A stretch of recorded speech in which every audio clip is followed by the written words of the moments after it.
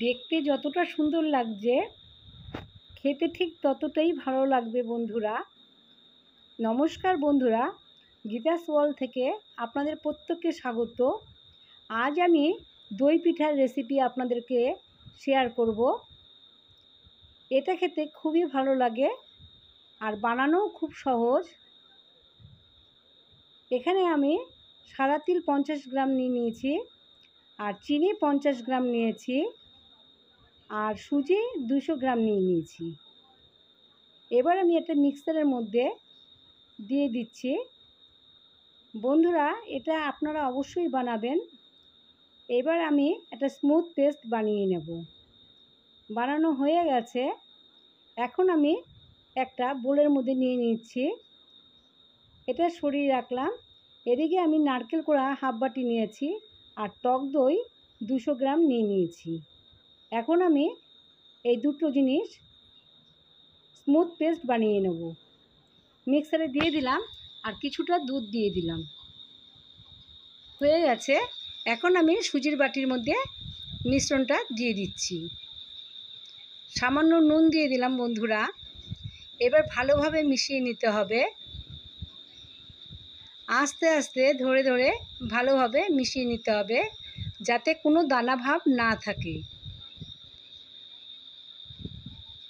এটা সময় নিয়ে একটু আস্তে আস্তে করতে হবে। ভালোভাবে মিশিয়ে যত নেবেন ততই খেতে ভালো লাগবে। ভালোভাবে মিশানো হয়ে গেছে। এখন আমি ঢাকা দিয়ে রাখবো 30 মিনিটের জন্য। 30 মিনিট পরে ফিরে এলাম। মিশ্রণটা আপনাদেরকে দেখিয়ে দিচ্ছি।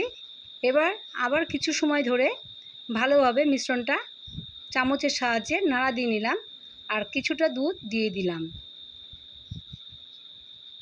এখানে আমি দুধ ব্যবহার করেছি, আপনারা চাইলে এখানে জলও দিতে পারেন। দেখুন ঘনত্বটা আপনাদের আমি দেখিয়ে দিলাম। এরপরে আমি এখানে ইনো ব্যবহার করছি। আপনারা চাইলে এখানে খাবার সোডা এবং বেকিং পাউডার দিয়ে দিতে পারেন।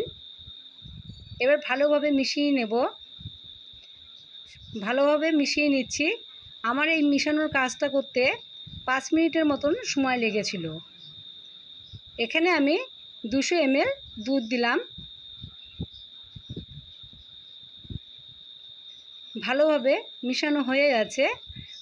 ব্যাটারের ঘনত্বটা আপনাদেরকে বন্ধুরা দেখিয়ে দিলাম। এরপরে একটা বাটির মধ্যে আমি সাদা তেল ব্রাশ করে নিয়েছি। এবার এই বাটির মধ্যে মিশ্রণটা দিয়ে দিচ্ছি। এবার ট্যাপ করে নিচ্ছি যাতে ভিতরে বাতাস না থাকে, আর উপর থেকে কুচো আমন্ড বাদাম দিয়ে দিলাম, তাতে করে দেখতে ভালো লাগবে। এদিকে কড়াই গরম করে কড়াইতে আমি জল দিয়ে দিয়েছিলাম। জল যখন গরম হয়ে গেছে তখন আমি বাটিটা বসিয়ে দিয়েছি। 30 মিনিট দিয়ে রেখেছিলাম। এবার আমি দেখিয়ে দিচ্ছি কাঠির সাহায্যে লেগে গেছে কি না। দেখুন বন্ধুরা, লাগেনি, তার মানে হয়ে গেছে। এবার আমি ঠান্ডা করে সাইডগুলো চাকুর সাহায্যে কেটে নিচ্ছি। এবার একটা প্লেটের মধ্যে আমি ডিমোল করে নেব।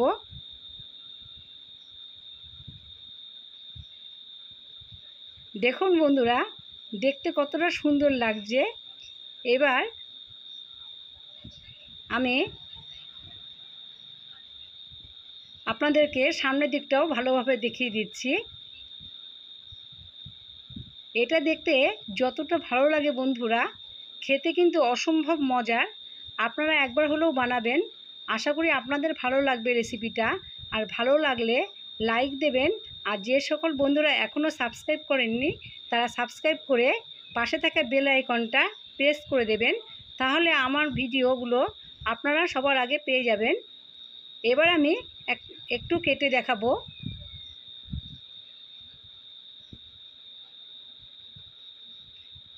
দেখুন বন্ধুরা, দেখতে কতটা ভালো লাগছে। আমরা দই পিঠা বলে থাকি, অনেকে ভাপা কেক বলে। তাহলে বন্ধুরা, আজ এই অবধি। আবার নতুন ভিডিও নিয়ে দেখা হবে। আপনারা সবাই ভালো থাকবেন।